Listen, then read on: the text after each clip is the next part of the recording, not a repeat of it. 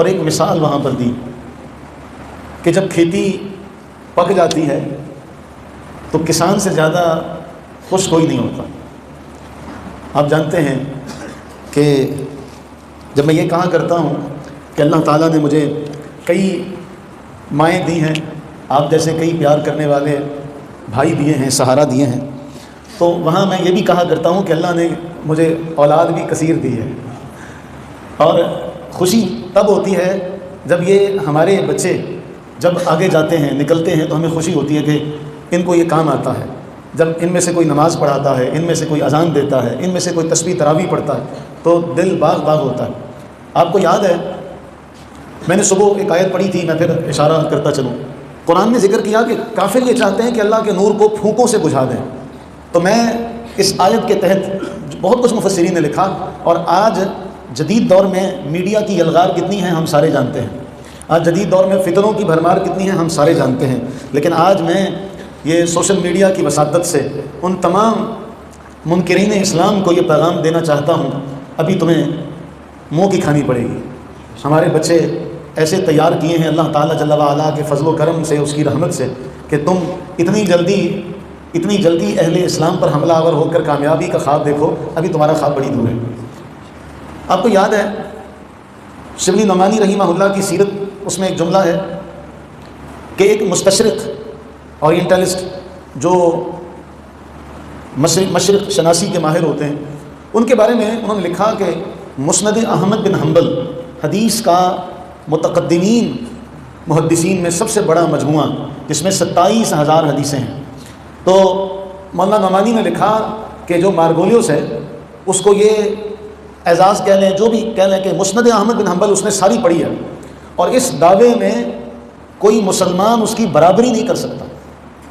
یہ جملہ میں نے کہہ دیا، آپ نے سن لیا، لیکن جب میں نے پڑھا تھا تو مجھ سے یہ جملہ برداشت نہیں ہوا تھا کہ کوئی کافر یہ دعویٰ کرے اور ہمارا مسلم مورخ یہ لکھے کہ اس دعوے میں اس کافر کی برابری کوئی نہیں کر سکتا کہ ہمارے آقا کی حدیث کی جو مجموعہ محدثین نے لکھا، اس کتاب کو اس کافر نے پڑھا ہوا اور مسلمانوں نے نہیں پڑھا ہوا۔ اس کے بعد سے ہم نے اس مسجد میں اس چھت تلے مسند احمد بن حنبل کے درس کا آغاز کیا، اور عرصہ 9 سال مکمل ہونے کو ہیں، 9 سال سے کچھ اوپر عرصہ ہو چکا ہے، ہم اس کا روزانہ کا ایک حدیث کا درس پڑھ رہے ہیں۔ تو وہ تو پیغام پہنچ ہی رہا ہے نا، تو ہم نے ہمارے بڑے محترم انہوں نے ایک پیغام، ایک بعض اوقات نبی اسلام کی ایک حدیث ہے، بڑا کمال کا فرمان کا ایک مزہ ہے اگر سننے والے اس مزے کو محسوس کریں۔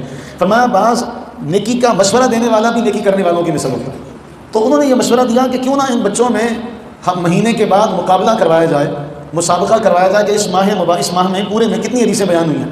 تو 2 اس حوالے سے ہمارے مقابلے پہلے ہو چکے ہیں، اس میں آپ احباب موجود نہیں تھے، چونکہ یہ بچے ہیں اور ہم جلد باز ہیں نا، بچے ظاہر سی بات ہے ان کے تلفظ میں، ان کے بولنے میں غلطیاں ہو سکتی ہیں، اور ہم ٹھہرے مفتی کہ کسی کی غلطی کیسے کوئی بچ کر جائے، تو ہم نے فوراً فتویٰ داغنا یہ اس کو تو اس نے صحیح پڑھا نہیں ہے، تو ایک کاڑی بلا دا دیکھنے سے سونی لگتی ہے، تو یہ اگے بولنا، انہوں پھڑ کے بولنا، یہ کئی کا خواب ہی رہتا۔ تو تیسرا مقابلہ ہم نے سوچا کہ 3 ماہ کا اکٹھا دیا جائے۔ اب میں نے جو چیز آپ کو دکھانی تھی نا، اور تو نہیں کو لکھی آپ کو، ہم نے مقابلے کا اعلان کیا، اور میرا دل اتنا بڑا ہوا، میں جو آپ کے ساتھ ایک خوشی جو ہے نا سانجھی کروں۔ ان بچوں نے موبائل منگوائے، ہم نے اس مرتبہ سختی کی تھی کیونکہ ہمارے چند نادان بیٹھتے رہے اور وہ موبائل کا بھی استعمال ہوتا رہا اعتکاف میں، تو ہم نے پہلے کہا کہ جی معتکفین موبائل نہیں لائیں گے۔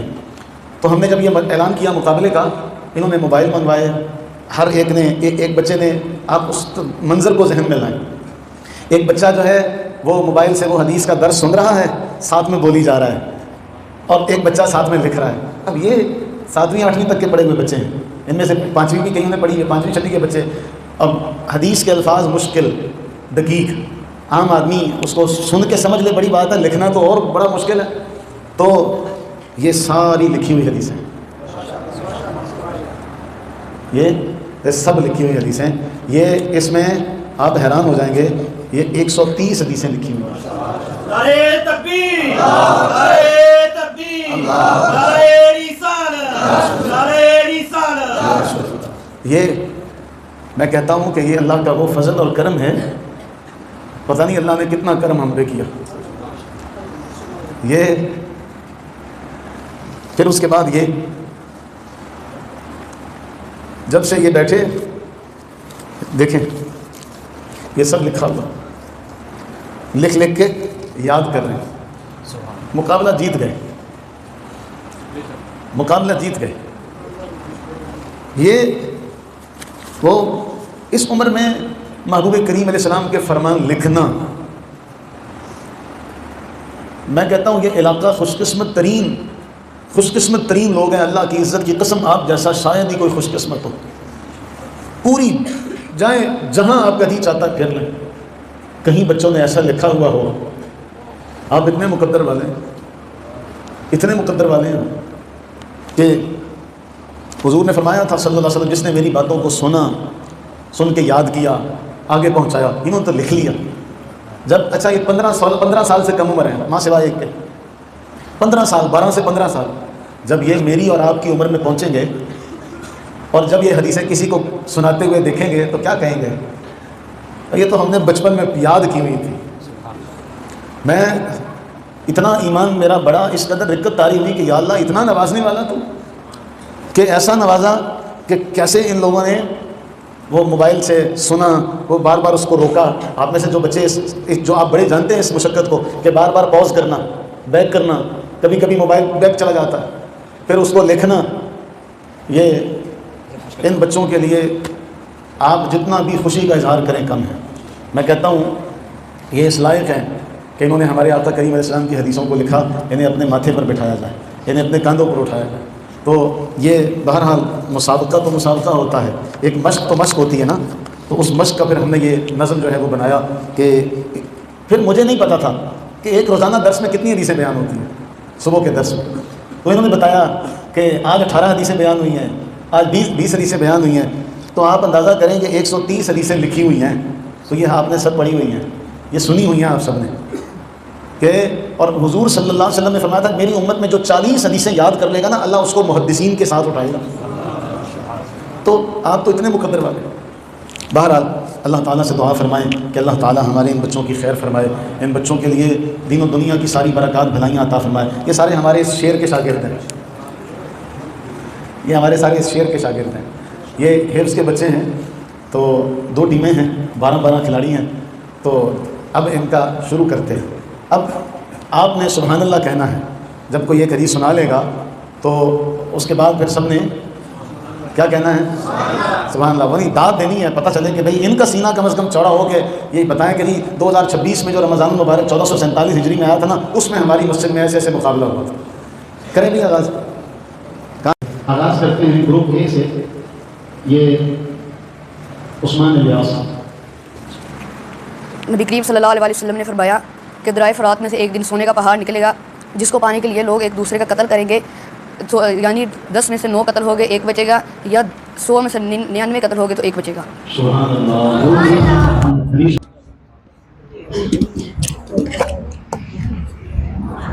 گروپ اے میں حدیث سنائی سونے کا پہاڑ نکلے گا درائے فرات میں سے۔ گروپ بی سے محمد خیام گل۔ رسول اللہ صلی اللہ علیہ وسلم نے فرمایا حضرت ایوب علیہ السلام نہا رہے تھے، ان پر سونے کی ٹڈیوں کی بارش ہونے لگی، تو انہوں نے نہانا چھوڑ کر ٹڈیاں اکٹھا کرنا شروع کر دی، تو اللہ تعالیٰ نے حضرت ایوب علیہ السلام پر وحی نازل فرمایا اے ایوب ہم نے تمہیں بے نیاز نہیں کر دیا، تو انہوں نے کہا میں تیرے فضل کا سدا بھوکا رہوں گا۔ سبحان اللہ۔ جی گروپ اے، گروپ اے میں سے کون کھڑا ہوگا؟ جی۔ قال رسول اللہ صلی اللہ علیہ وآلہ وسلم اذا اقیمت الصلاة فلا صلاة الا التي اقیمت۔ نبی کریم صلی اللہ علیہ وآلہ وسلم نے فرمایا جب فرض نماز کھڑی ہو جائے تو اس کے علاوہ کوئی اور نماز نہ پڑھی جائے۔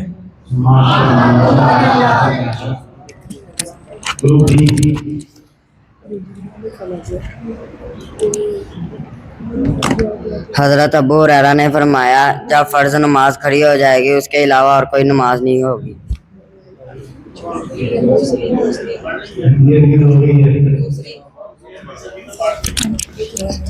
آپ نبی کریم صلی اللہ علیہ وسلم نے فرمایا جب جو بندہ مسجد سے جتنا دور سے آئے گا اتنا اس کو ثواب ہوگا.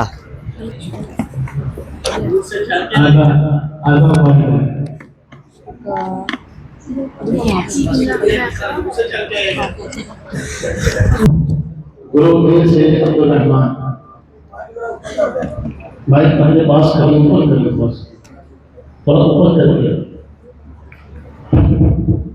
حضرت عائشہ رضی اللہ تعالی عنہ فرماتی ہیں کہ ابتداء میں نماز 2 رکعت میں ادا کی جاتی تھی، چاہے گھر میں ہو یا سفر میں ہو.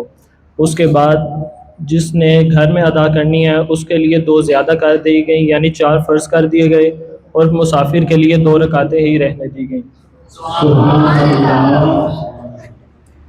یہ تھے عبدالرحمان گروہ بی سے محمد ابراہیم. رسول اللہ صلی اللہ علیہ وآلہ وسلم نے فرمایا جب امام سمیع اللہ لمن حمیدہ کہتا ہے تو تمہیں چاہیے ربنا لک الحمد کہو. دوسری روایت میں نبی کریم صلی اللہ علیہ وسلم نے فرمایا جب تم ربنا لک الحمد کہتے ہو آگے اللہم ربنا لک الحمد فرشتے بھی کہتے ہیں. جس کا قول فرشتوں کے قول کے ساتھ مل گیا اس کے پچھلے سارے گناہ معاف کر دیے جاتے ہیں.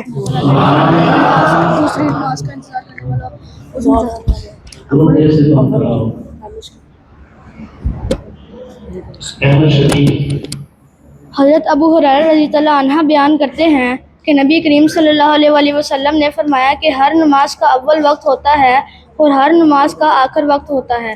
ظہر کی نماز کا اول وقت وہ ہے جب سورج ڈھل جائے اور آخر وقت وہ ہے جب عصر کی نماز کا وقت شروع ہو جائے، اور عصر کا اول وقت وہ ہے جب ظہر کا ختم ہو جائے اور ہر چیز کا سایہ اس کے ایک مثل ہو، اور آخر وقت وہ ہے جب سورج پیلا ہو جائے، اور مغرب کا اول وقت وہ ہے جب سورج ڈوب جائے، اور آخر وقت وہ ہے جب شفق کے اوپر سے سرخی غائب ہو جائے، اور جب ہر طرف رات کی سیاہی چھا جائے تب تک عشاء کا اول وقت ہے، اور صبح اور فجر طلوع ہونے سے پہلے تک عشاء کا آخری وقت ہے، اور صبح صادق سے پہلے تک فجر کا اول وقت ہے، اور سورج نکلنے سے پہلے تک فجر کا آخری وقت ہے.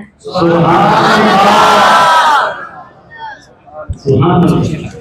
یہ مشکل حدیث تھی اور طویل حدیثوں میں سے تھی جو آپ نے شکیل میں سنائی. ماشاءاللہ. نبی کریم صلی اللہ علیہ وآلہ وسلم نے فرمایا جو قریب کا پڑوسی ہے اس سے پناہ مانگو، جو سفر کا پڑوسی ہے تو اس سے آپ کی دوری ہو ہی جائے گی. تو رسول اللہ صلی اللہ علیہ وآلہ وسلم نے فرمایا جو قریب کا پڑوسی ہے اس سے پناہ مانگو.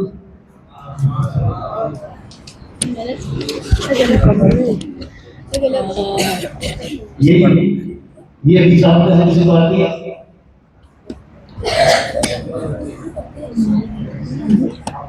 ہاں جی آپ ایک پوائنٹ مس کر رہے ہیں. تو سنا سکتا ہے کوئی بھی سنا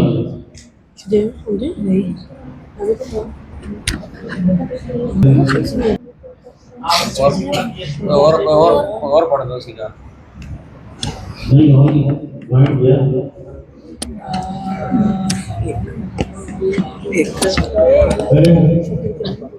آپ کا پوائنٹ مل گیا.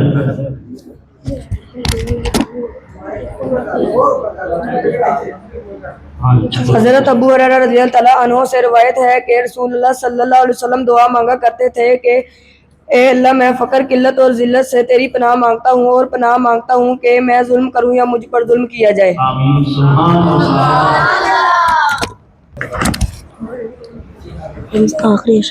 حضور صلی اللہ علیہ وآلہ وسلم فرماتے ہیں کہ جبریل علیہ السلام میرے پاس آئے اور انہوں نے 2 مرتبہ امامت فرمائی. پہلی مرتبہ جب ظہر کی نماز ادا کروائی تو جب سورج ڈلا تو ہر چیز کا سایہ جوتے کے تسمے کے برابر ہو گیا. پھر جب عصر کی نماز اس وقت پڑھائی جب سورج ڈلا اور ہر چیز کا سایہ اس کی اصل چیز جتنا ہو گیا. پھر مغرب اس وقت ادا کی جب سورج ڈوبا اور جب روزے دار افطار کرتا ہے تب مغرب کی نماز ادا کرائی. پھر جب آسمان سے سرخی غائب ہو گئی اس وقت عشاء کی نماز ادا کرائی. فجر اس وقت پڑھی جب روزے دار پر کھانا پینا ممنوع ہو جاتا ہے. اب ایک دن ہو گیا. دوسرے دن ظہر کی نماز اس وقت ادا کرائی جس دن پہلے دن عصر کی پڑھائی تھی. پھر عصر کی اس وقت کرائی پھر عصر کی اس وقت تک آئی جب ہر چیز کا سایہ اس کے 2 گنا ہو گیا. پھر مغرب کی اس وقت تک آئی جس دن پہلے وقت پر کروائی تھی. عشاء اس وقت پر کروائی جب تہائی رات گزر گئی. پھر فجر اس وقت کروائی جب خوب اجالا ہو گیا. پھر حضور فرماتے ہیں کہ جبرائیل علیہ السلام میری طرف متوجہ ہوئے اور فرمایا یہ وقت آپ سے پہلے انبیاء کا ہے, یہ وقت نماز کا ہے.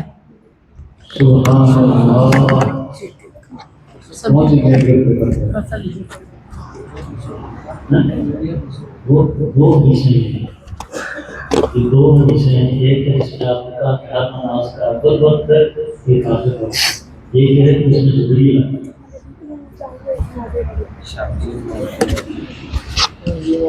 ہاں جی حمزہ شہباز. رسول اللہ صلی اللہ علیہ وسلم فرماتے ہیں کہ رات کے آخری پہر اللہ تعالیٰ کی طرف سے اعلان ہوا کہ کوئی مانگنے والا ہے, کوئی حاجت مند ہے, محتاج ہے, مقروض ہے, اس کی عطا کروں, کوئی بخشش طالب کرنے والا ہے کہ اس کی مغفرت کروں.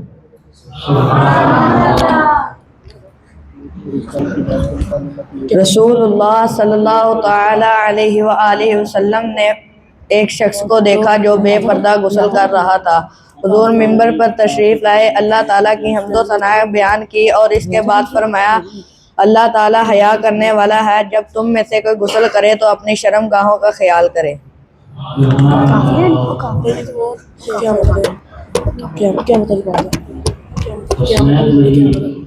نبی کریم صلی اللہ علیہ وسلم نے فرمایا قیامت اس وقت تک نہیں آئے گی جب تک سورج مغرب سے نہیں نکلتا. جب سورج مغرب سے نکل جائے گا تو توبہ کے دروازے بند ہو جائیں گے. بے شک سبحان اللہ. نبی کریم صلی اللہ علیہ وآلہ وسلم نے فرمایا جب تک نمازی اپنی جگہ سے نہیں اٹھتا فرشتے اس کے لیے دعا کرتے ہیں کہ اللہ اس پر رحم فرما, اس کی مغفرت فرما, اس کی توبہ قبول کر, جب تک یہ کسی کو تکلیف نہ دے یا اس کا وزن نہ ٹوٹ جائے.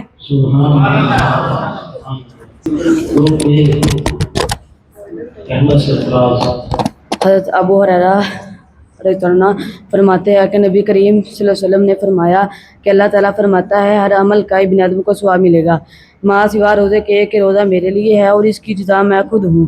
یعنی ہر عمل کا ثواب بیان کر دیا گیا.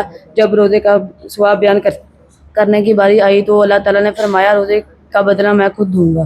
سبحان اللہ. روزے کا بدلہ میں خود دوں.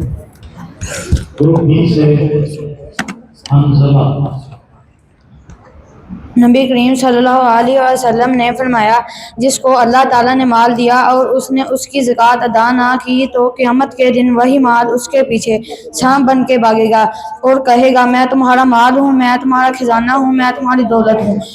اور نبی کریم صلی اللہ علیہ وسلم نے ایک آیت بیان کی, اس کا ترجمہ یہ ہے جو اپنے مال میں بخیل ہو کہ وہ یہ نہ سمجھے وہ اس کے لیے خیر ہے بلکہ وہ اس کے لیے شر ہے.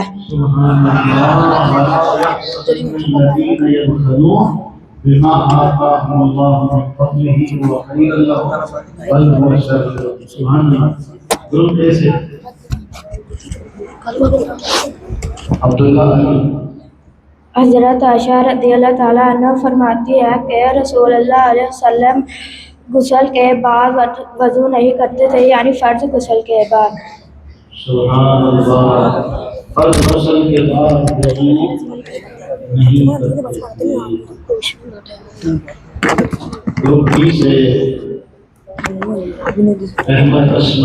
نبی کریم صلی اللہ علیہ وآلہ وسلم نے فرمایا منافق کی 3 نشانیاں ہیں اور ایک روایت میں آتا ہے کہ منافق کی 4 نشانیاں ہیں. جب بولے گا جھوٹ بولے گا, جب اس سے وعدہ لیا جائے تو وعدہ خلافی کرے گا, جب کسی سے لڑائی جھگڑا ہو تو گالی گلوچ کرے گا, جب اسے امانت دی جائے تو وہ امانت میں خیانت کرے گا اگرچہ نماز پڑھتا ہو یا روزے رکھتا ہو.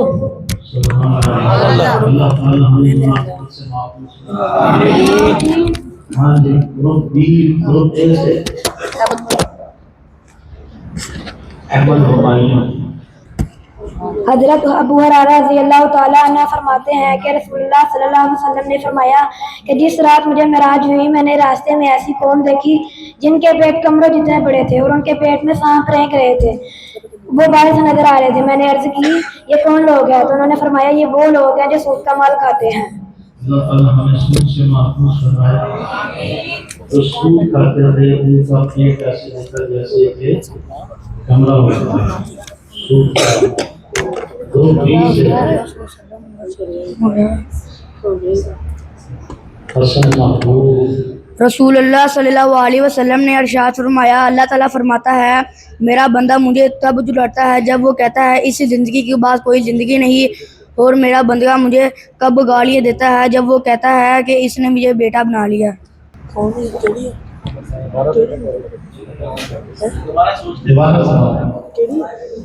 نبی کریم صلی اللہ علیہ وسلم نے فرمایا، اللہ تعالیٰ فرماتا ہے میرا بندہ مجھے کب جھٹلاتا ہے جب وہ کہتا ہے اس زندگی کے بعد کوئی زندگی نہیں، اور نبی کریم صلی اللہ علیہ وسلم نے فرمایا میرا بندہ مجھے کب گالی دیتا ہے جب وہ کہتا ہے کہ اس نے مجھے بیٹا بنا لیا. کس نے بیٹا بنا لیا؟ اللہ اللہ نے بیٹا بنا لیا. چلے حسن محمود.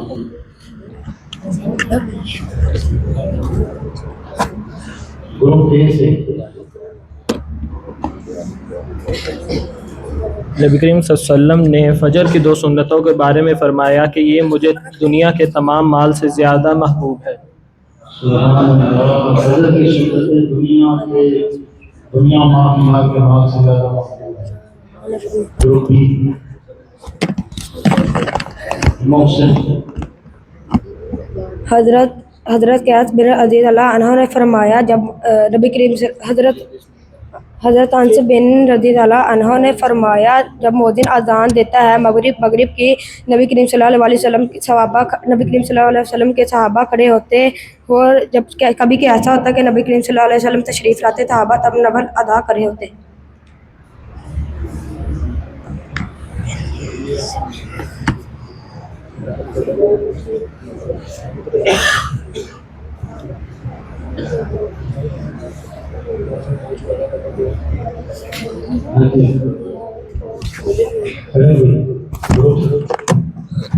گروپ اے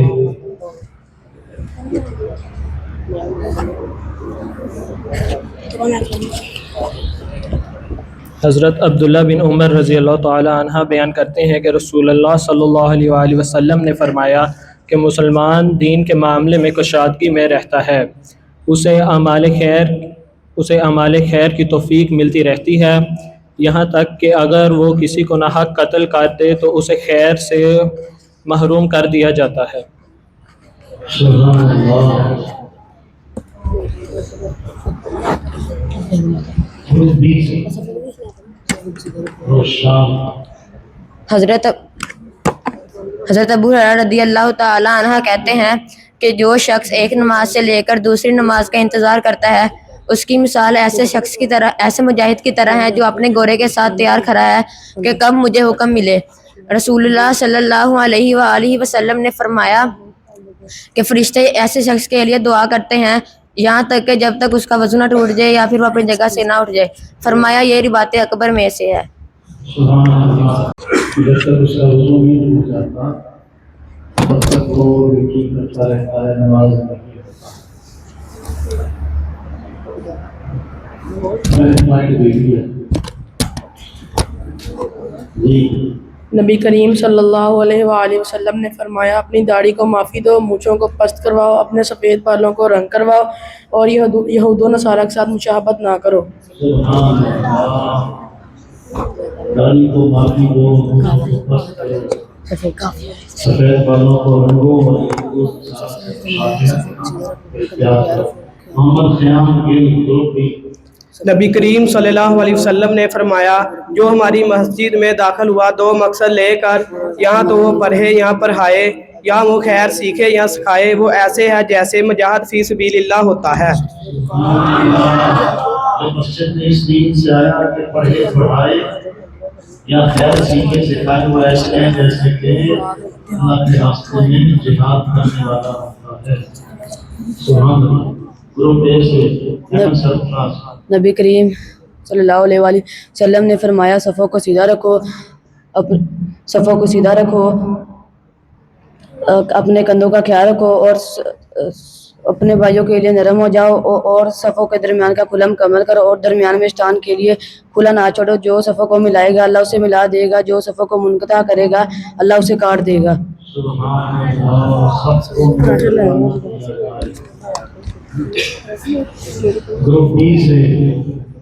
نبی کریم صلی اللہ علیہ وسلم نے فرمایا اس کی ناک مٹی میں مل جائے, اس کی ناک مٹی میں مل جائے, اس کی ناک مٹی میں مل جائے. جو اپنے ماں باپ کو بڑھاپے میں پائے اور ان کی خدمت کر کے جنت نہ حاصل کر سکے اس کی ناک مٹی میں مل جائے.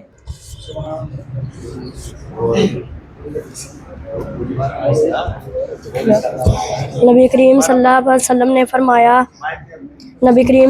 وسلم نے فرمایا اس کی ناک مٹی میں مل جائے, اس کی ناک مٹی میں مل جائے, اس کی ناک مٹی میں مل جائے. جو اپنے ماں باپ کو بڑھاپے میں پائے اور ان کی خدمت کر کے جنت حاصل نہ کر سکے اس کی ناک مٹی میں مل جائے, اس کی ناک مٹی میں مل جائے.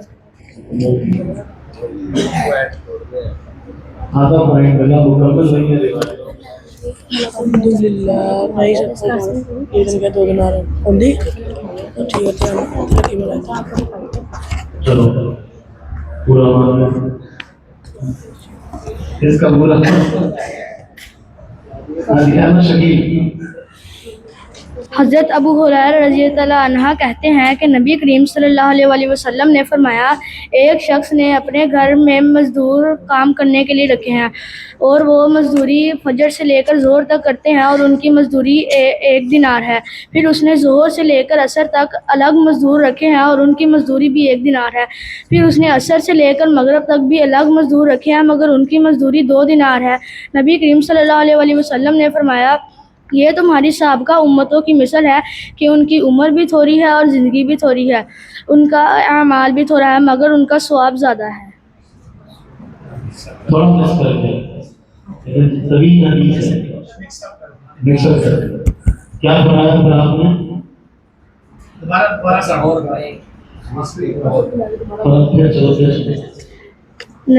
حضرت ابو ہریرہ رضی اللہ عنہ کہتے ہیں کہ نبی کریم صلی اللہ علیہ وسلم نے فرمایا کہ ایک شخص نے اپنے گھر کام کرنے کے لیے مزدور رکھے ہیں اور وہ مزدوری فجر سے لے کر ظہر تک کرتے ہیں اور ان کی مزدوری 1 دینار ہے. پھر اس نے ظہر سے لے کر عصر تک الگ مزدور رکھے ہیں اور ان کی مزدوری بھی 1 دینار ہے. پھر اس نے عصر سے لے کر مغرب تک مزدور رکھے ہیں مگر ان کی مزدوری 2 دینار ہے.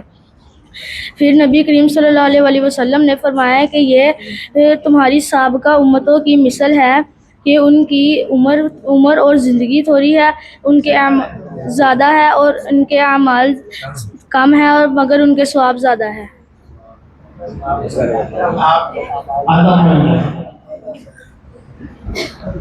یہ تمہاری اور سابقہ امتوں کی مثال ہے کہ ان کی عمر زیادہ تھی, اعمال کم تھے, ثواب کم تھے.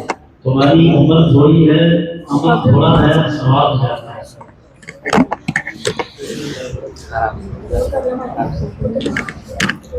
نبی کریم صلی اللہ علیہ وآلہ وسلم نے فرمایا جب تم میت کو دفن کرتے ہو, دفن کرنے کے بعد جب تم پیچھے کو پلٹتے ہو تو وہ میت اپنے آپ کو چھوڑ کر جانے والوں کے جوتوں کی آہٹ کو سنتی ہے.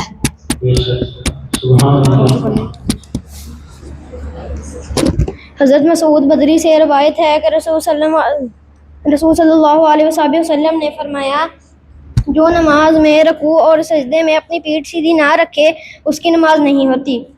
سبحان اللہ. رکوع اور سجدے میں اپنی پیٹھ سیدھی نہ رکھے اس کی نماز نہیں ہوتی. اچھا یہ تو سبحان اللہ ہے کہ آپ اس بچے کے حدیث سنانے پر کہہ رہے ہیں, حدیث کے جملوں پر نہیں کہہ رہے. یہ نہیں کہ ایک ہے کلام, اس کلام پر نہیں کہا جا رہا بلکہ اس کے سنانے پر کہا جا رہا ہے. اس لیے وہ آپ کے ذہن میں نہ آئے کہ آپ اس بات بنتی نہیں تھی, تو وہ سبحان اللہ سے اس کے سنانے پر کہی جا رہا ہے. نبی کریم صلی اللہ علیہ وآلہ وسلم جب رکوع میں جاتے تو کوئی دعائیں پڑھتے. 3 بار سبحان ربی العظیم پڑھتے, سبحان قدوس رب الملائکۃ والروح پڑھتے, سبحانک اللہم ربنا وبحمدک اللہم اغفر لی پڑھتے, سبحان ذی الجبروت والملکوت والکبریاء والعظمہ پڑھتے, 3 بار سبحان اللہ وبحمدہ پڑھتے. ماشاءاللہ ماشاءاللہ. ایک بھی اتنا چانس کار کر رہے ہیں. ہاں جی, گروپ بی سے جانا 10 پر. ہاں جی, گروپ اے سے کون کھڑا ہوگا؟ حسنین مجید نبی کریم صلی اللہ علیہ وآلہ وسلم نے فرمایا ایک صحابی ہیں وہ فجر کے فوراً بعد اپنے تمام تجارتی قافلوں اور اپنے ساتھیوں کو روانہ کرتے اور فرماتے نبی کریم صلی اللہ علیہ وسلم نے فرمایا یہ وہ وقت ہے جس وقت اللہ تعالیٰ اپنی مخلوق میں رزق تقسیم فرماتا ہے.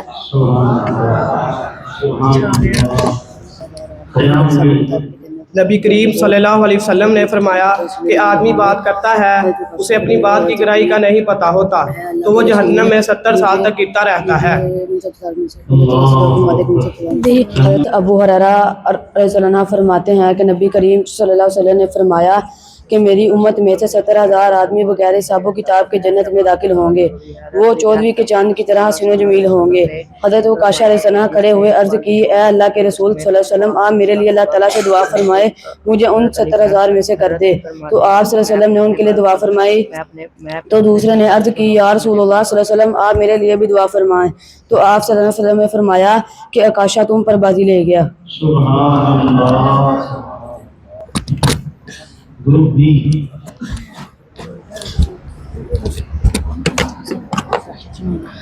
رسول اللہ صلی اللہ تعالی علیہ وآلہ وسلم نے فرمایا کہ ہر بال کے نیچے نجاست ہے, ہر بال کو دھونا ضروری ہے. حضرت علی بیان کرتے ہیں رسول اللہ صلی اللہ تعالی علیہ وآلہ وسلم نے فرمایا کہ جس نے ایک بال بھی چھوڑ دیا فرد غسل میں تو اس کو آگ کا مسئلہ ہوگا. حضرت علی فرماتے ہیں میں پھر اپنے سر کا دشمن ہو گیا اور میں نے اپنے بال کٹوا دیے. نبی کریم صلی اللہ علیہ وسلم نے فرمایا مومن کا ایمان اس وقت تک کامل نہیں ہو سکتا جب تک وہ جھوٹ بولنا چھوڑ دے, یہاں تک کہ مذاق میں بھی جھوٹ نہ بولے.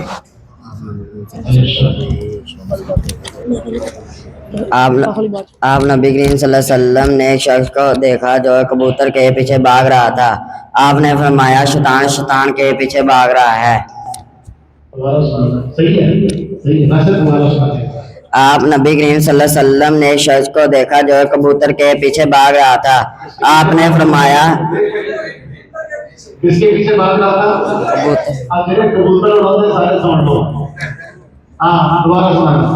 آپ نبی کریم صلی اللہ علیہ وسلم نے شخص کو دیکھا جو کبوتر کے پیچھے بھاگ رہا تھا. آپ نے فرمایا شیطان کے پیچھے بھاگ رہا ہے. شیطان کے پیچھے بھاگ رہا ہے. نبی کریم صلی اللہ علیہ وآلہ وسلم نے فرمایا کہ اللہ تعالیٰ نے ملک الموت کو حضرت موسیٰ علیہ السلام کے پاس بھیجا. ملک الموت حضرت موسیٰ علیہ السلام کے پاس گیا تو ملک الموت نے حضرت موسیٰ علیہ السلام کو کہا کہ اللہ تعالیٰ کی دعوت قبول کرو, یعنی میں آپ کی روح قبض کرنے آیا ہوں. تو حضرت موسیٰ علیہ السلام نے ملک الموت کے منہ میں تھپڑ مارا اور ان کی آنکھیں نکل گئی. تو ملک الموت واپس اللہ تعالیٰ کے پاس گئے. ملک الموت نے اللہ تعالیٰ کو کہا کہ اے اللہ تو نے مجھے کس بندے کے پاس بھیج دیا ہے جو تیری دعوت قبول نہیں کر رہا. تو اللہ تعالیٰ نے اس کی ملک الموت کی آنکھیں اسے واپس کیے. تو اللہ تعالیٰ نے کہا کہ یہ بیل کے اوپر موسیٰ علیہ السلام ہاتھ رکھیں گے تو ان کے ہاتھ کے نیچے جتنے بال آگے وہ اتنے سال زندگی اور جی لیں. تو ملک الموت نے حضرت موسیٰ علیہ السلام کے پاس جا کر انہیں ایسا ہی کہا. تو موسیٰ علیہ السلام نے کہا کہ بعد میں بھی موت آنی ہے, اس سے اچھا تم مجھے ابھی لے جاؤ. آپ نے ایک چیز نوٹ کی ہے کیا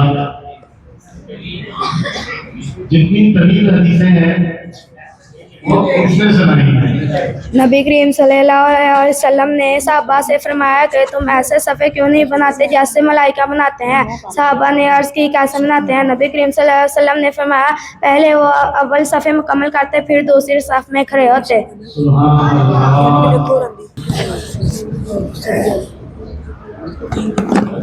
قاسم عارف گروپ بی سے حضرت ابو ہریرہ رضی اللہ تعالیٰ عنہ بیان کرتے ہیں کہ رسول اللہ صلی اللہ علیہ وسلم نے فرمایا مہمان نوازی 3 دن ہے اور جو اس کے علاوہ ہے وہ صدقہ ہے, یعنی 3 دن سے زیادہ مہمان نوازی صدقہ ہوگی. مہمان نوازی 3 دن ہے. سولمہ جو ہونے جاتے ہیں اور سے برونے میں نوری بھی رہتے ہیں اور سے پہلتا ہوتی آجت سالن جو کے اندر اندر جو جائے گا وہ کھانا گے. حنزلہ گروپ بی سے۔ نبی کریم صلی اللہ علیہ وسلم نے فرمایا جو شخص جھوٹ بولتا ہے نبی کریم صلی اللہ علیہ وسلم اس سے ملنا کم کر دیتے، یہاں تک کہ جب تک نبی کریم صلی اللہ علیہ وسلم کو پتہ نہیں چل جاتا اس نے توبہ کر لی ہے، اگر اس نے توبہ کر لی تو نبی کریم صلی اللہ علیہ وسلم اس سے دوبارہ ملنا شروع کر دیتے۔ جھوٹ بولنے والے سے رسول اللہ صلی اللہ علیہ وسلم ملنا ترک کر دیتے۔ یہ ساڑھے بولتے سے اب ہم تو صبح شام جھوٹ بولتے ہیں، نبی صلی اللہ علیہ وسلم سننے سے ملنا چھوڑ دیتے تھے جو جھوٹ بولتا۔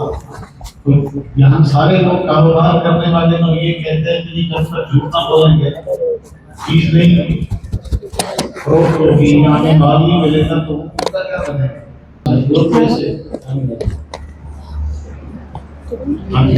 نبی کریم صلی اللہ علیہ وآلہ وسلم نے فرمایا میں تمہیں جس کام سے منع کروں اس سے باز آ جاؤ اور جو کام کرنے کا حکم دوں وہ تم سے جتنا ہو سکے اتنا کر گزرو۔ اس کام کو کرنے کا حکم دوں وہ کرو، اس سے منع کرو اس سے باز آؤ۔ رسول اللہ صلی اللہ علیہ وسلم نے فرمایا اے ابو ہریرہ میں تمہیں جنت کے خزانوں میں سے ایک خزانہ نہ بتاؤں؟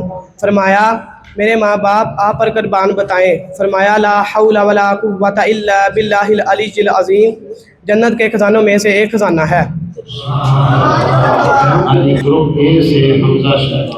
حضرت ابو ہریرہ رضی اللہ تعالیٰ عنہ فرماتے ہیں کہ رسول اللہ صلی اللہ علیہ وسلم مدینہ طیبہ آنے کے بعد ہر رمضان میں آخری عشرے میں 10 دن کا اعتکاف کیا کرتے تھے۔ جس سال آپ صلی اللہ علیہ وسلم اپنی رب کی ملاقات کو گئے اس سال آپ نے 20 دن کا اعتکاف کیا۔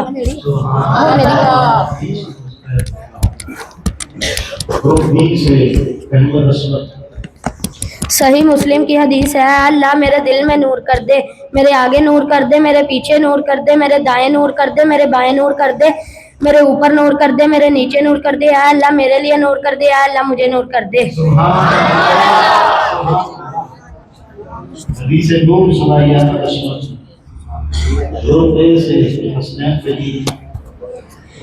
عبداللہ حضرت عمر بن خطاب رضی اللہ تعالیٰ عنہ بیان کرتے ہیں کہ رسول اللہ صلی اللہ علیہ وآلہ وسلم نے فرمایا جس نے بہترین طریقے سے وضو کیا پھر کہا اشہد ان لا الہ الا اللہ وحدہ لا شریک لہ واشہد ان محمدًا عبدہ ورسولہ، اللہ تعالیٰ اس کے لیے جنت کے 8 دروازے کھول دیتا ہے، جس دروازے اس کا دل چاہے گا داخل ہو جائے گا۔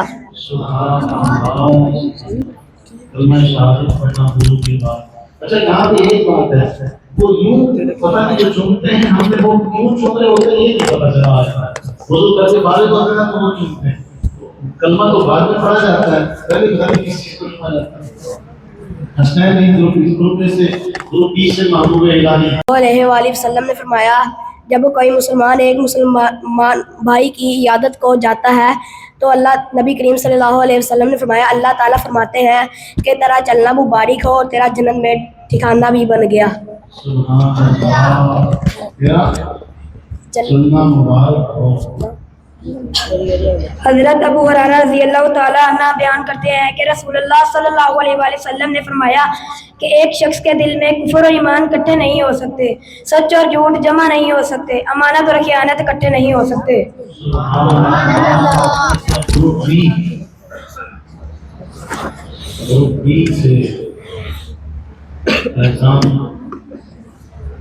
حضرت ابو عبیدہ رضی اللہ تعالیٰ عنہ فرماتے ہیں آپ کے لیے بکری کا گوشت بنایا گیا اور آپ کو دست بہت پسند ہے، آپ نے دست مانگا دے دیا گیا، پھر مانگا دے دیا گیا اور آپ نے پھر فرمایا دست دو۔ جو ساتھ میں بیٹھا ہوا تھا اس نے کہا دست دو ہی ہوتے ہیں، آپ نے فرمایا تو خاموش رہتا تو مل جاتا، میرے مانگنے پر دیکھتا تو مل جاتا۔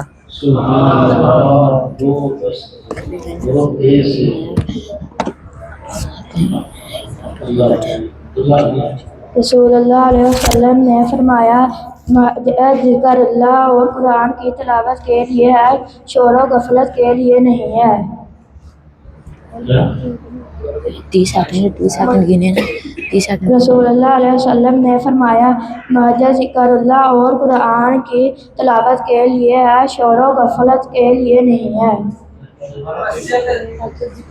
اچھا مسجد ذکر اللہ کے لیے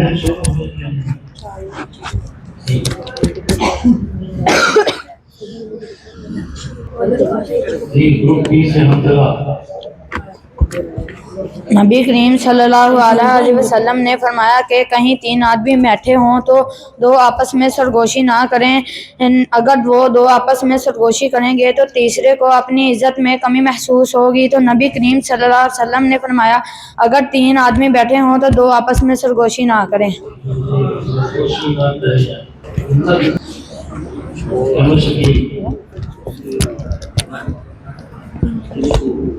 अब्दुल्ला बिन ज़ैद रज़ी अल्लाह तआला अन्हु ख्वाब देखते हैं कि एक शख्स के पास बाजा है। अब्दुल्ला बिन ज़ैद रज़ी अल्लाह तआला अन्हु उसके पास जाते हैं और उसे कहते हैं क्या तुम मुझे ये बाजा बेचोगे? वो शख्स कहता है तुम इसका क्या करोगे? तो अब्दुल्ला बिन ज़ैद रज़ी अल्लाह अन्हु कहते हैं मैं ये बाजा बजाकर नमाजियों को नमाज के लिए बुलाऊँगा। तो वो शख्स कहता है क्या मैं तुम्हें इससे बेहतर चीज़ ना बताऊं? फिर वो अज़ान की कलिमात अब्दुल्ला बिन ज़ैद रज़ी अल्लाह अन्हु को सुनाता है। अब्दुल्ला बिन ज़ैद रज़ी अल्लाह अन्हु हज़रत मोहम्मद सल्लल्लाहु अलैहि वसल्लम की बारगाह में हाजिर होते हैं और अपना ख्वाब बताते हैं। फिर नबी करीम सल्लल्लाहु अलैहि वसल्लम अब्दुल्ला बिन ज़ैद रज़ी अल्लाह अन्हु को कहते हैं कि ये कलिमात अब हज़रत बिलाल रज़ी अल्लाह अन्हु को सिखाओ क्योंकि उनकी आवाज़ ऊंची है। फिर जब हज़रत बिलाल रज़ी अल्लाह अन्हु नमाज के लिए अज़ान के कलमात इसी तरह कहते हैं तो हज़रत उमर बिन ख़त्ताब रज़ी अल्लाह अन्हु घर आराम फरमा रहे थे।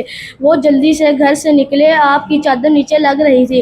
आप रज़ी अल्लाह अन्हु हज़रत मोहम्मद सल्लल्लाहु अलैहि वसल्लम की बारगाह में पेश हुए, अर्ज़ की या रसूल अल्लाह कसम उस ज़ात की जिसने आपको हक़ बनाकर भेजा है, मैंने भी ऐसे ही ख्वाब देखा है जिस तरह का हज़रत अब्दुल्ला बिन ज़ैद रज़ी अल्लाह अन्हु ने देखा है। तो आप सल्लल्लाहु अलैहि वसल्लम ने फरमाया तमाम की तमाम तारीफ़ें अल्लाह जल्ला वाला के लिए हैं।